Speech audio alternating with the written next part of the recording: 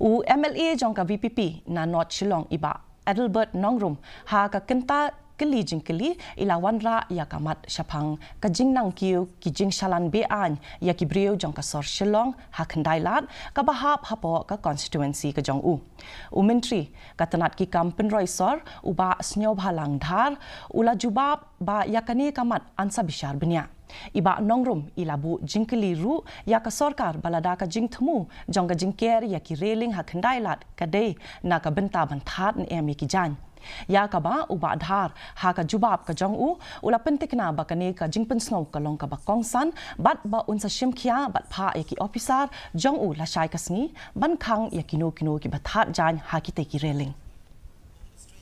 The second, the incident, it was happening on the 16th October 2019.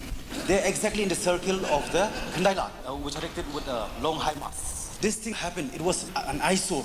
Mr. Speaker, sir, why the reply is no? Because till today, there is no official complaint has been received by the department. That is the reason why I reply no. Anyway, I know the concern is important. I would like to assure that my member, from tomorrow, I will instruct my officer, I won't allow anybody to hang clothes on the No.